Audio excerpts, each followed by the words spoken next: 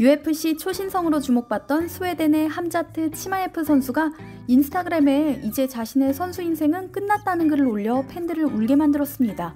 그가 돌연 은퇴 선언을 한 것은 코로나 후유증 때문으로 추측되는데요. 폐에 문제가 있던 차에 코로나 후유증으로 건강상 심각한 손상을 입어 더 이상 선수 생활이 불가능하게 된 것이죠. 치마예프 선수는 UFC에서 최단 기간인 66일 만에 3승을 거두는 기록을 세우기도 했는데요. 이제 선수 생활을 시작하는 단계였던 27살에 불과한 그는 코로나19로 인해 꿈을 접어야만 했습니다. 이탈리아 프로축구 유벤투스의 파올로 디발라. 2020년은 그에게 인생에서 가장 힘든 해였습니다. 코로나 때문에 3주 넘게 병원 치료를 받은 후 퇴원했지만 여러 번 재발했기 때문입니다. 7번 이상 반복된 테스트에서 그는 모두 양성 판정을 받았는데요. 완치와 재발을 번복하며 디발라 선수는 작년 한 해를 송두리째 날렸습니다. 디발라 선수가 경험한 초기 증상은 아무것도 할 수 없을 정도의 고통이었습니다. 훈련을 하면 5분만 지나도 피곤하고 숨을 제대로 들이마시지 못할 정도로 힘들었다. 근육이 아파서 멈춰야 했다고 말하기도 했죠. 코로나19로부터 출구를 찾기 위한 전 세계의 노력이 계속되고 있지만 그 터널의 끝은 여전히 보이지 않습니다. 코로나 발생 초창기만 해도 유럽, 미국 등의 국가에서 아시아의 문제로 치부하며 무시와 무대응이 만연했는데요. 마스크를 쓰지 않고 파티를 일삼거나 정부의 마스크 의무화 정책을 반대하는 시위를 하기도 했습니다. 또한 중국뿐만 아니라 아시아 국가 전체를 비난하며 현지에서 아시아인을 대상으로 인종차별을 할 정도로 편협한 사고를 보였죠.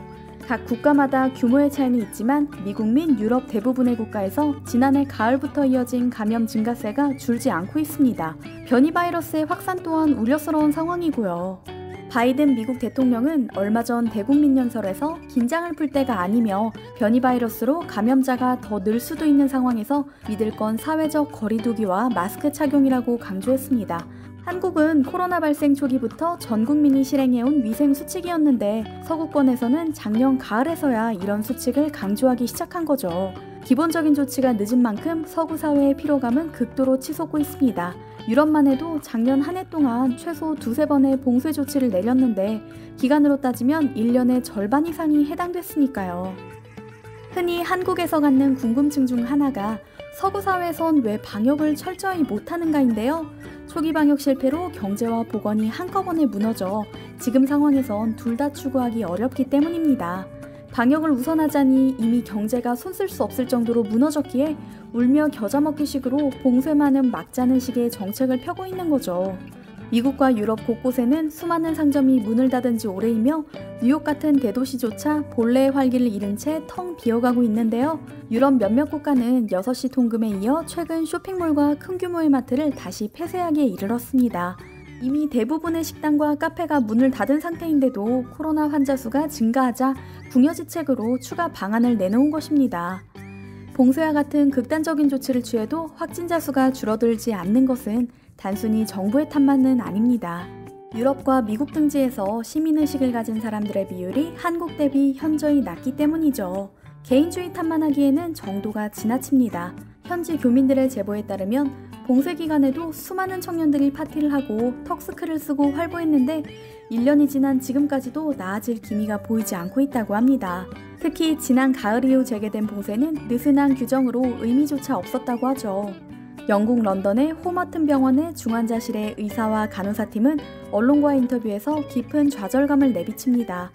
영국인들이 얼마나 노골적으로 위생수칙을 무시하는지, 타인을 배려하지 않는지 병원에서 늘어가는 확진자 수를 보면 알 수 있다면서요. 이렇다 보니 완치 후 재확진을 받는 사람들도 많습니다. 우스갯소리로 유럽과 미국에서는 코로나 3번 정도는 걸려야 어디 가서 코로나 걸렸다고 말할 수 있을 정도라는 말이 나오고 있죠. 안타깝게도 최근 미국과 유럽의 코로나로 인한 중환자실 입원 건수는 지속적으로 증가 중입니다. 더군다나 병상의 70%가 이미 차 있는 상태라 코로나 확진을 받아도 심각한 호흡 증상이 없는 경우 입원할 수 없답니다. 더 이상은 위험하니 재봉쇄가 필요하다는 의료 전문가들의 의견이 여러 매체를 통해 나오고 있는데요.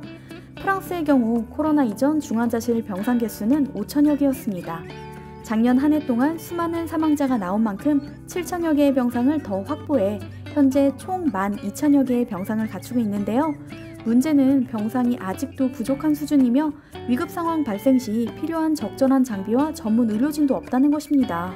중환자실에 입원을 하더라도 전문 의료진이 없으면 무슨 소용일까요? 한국보다 백신 접종은 빠르게 시작했지만 유럽 특유의 느린 행정 때문인지 접종 속도도 무척 느린데요. 특히 백신에 대한 국민들의 의심이 심각한 수준입니다. 프랑스의 파리 정치대학 정치연구소가 조사한 바에 따르면 영국, 프랑스, 독일, 이탈리아 등 서유럽 국민들의 30% 이상이 정부가 백신의 위험성을 감추고 있다고 생각하고 있다고 합니다.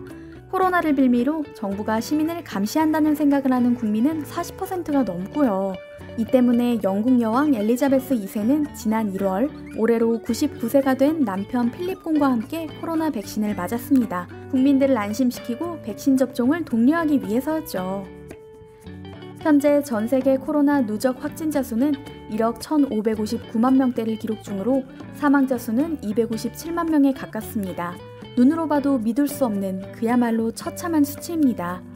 얼마 전 블룸버그가 보도한 코로나 상황에 살기 좋은 나라에 한국이 8위에 올랐는데요. 블룸버그는 매달 인구 10만 명당 확진자, 치명률, 사망자, 백신 확보율, 접종자 수, 봉쇄 강도, 경제 성장률 등 11개 항목을 집계해 100점 만점으로 점수를 냅니다. 이를 통해 각 국가가 사회 경제적 혼란을 최소화하면서 코로나를 얼마나 잘 통제하는지를 보여주는 거죠. 한국은 평가 대상 53개국 가운데 8위로 1위는 뉴질랜드였으며 호주, 싱가포르 등의 국가가 순위에 들었습니다. 실제로 한국도 얼마 전 확진자 수가 큰 폭으로 증가하며 국가적인 위기를 맞은 적이 있었는데요. 코로나 발생 초기를 제외하고 최근 몇 개월간 1000명 이상으로 올라간 적 없던 한국이었기에 더 충격이었습니다. 보통 1000명 이상의 확진자가 나오면 일본이나 다른 국가들처럼 기하급수적으로 확진자 수가 증가하기 마련입니다. 1년 동안 코로나로 인해 극심한 피로감을 느꼈을 한국인데도 위기의 순간에 다시 한번 힘을 내 버텼습니다. 이런 노력 덕분에 확진자 수는 다시 줄어들어 다행스럽게도 3,400명대로 떨어졌고요. 물론 일부의 몰상식한 사람들은 존재하긴 하지만 1년이 넘도록 모두가 합심해 한마음 한뜻으로 움직이고 있는 한국인들의 단결력은 전 세계에서 사례를 찾아보기 힘들 만큼 대단합니다. 한국을 방문하는 타국 관료 및 외신 기자들도 혀를 내두를 정도입니다. 전 세계 그 어떤 나라보다 똘똘 뭉쳐 위기를 극복 중인 한국. 그 높은 시민의식에 큰 박수를 보냅니다.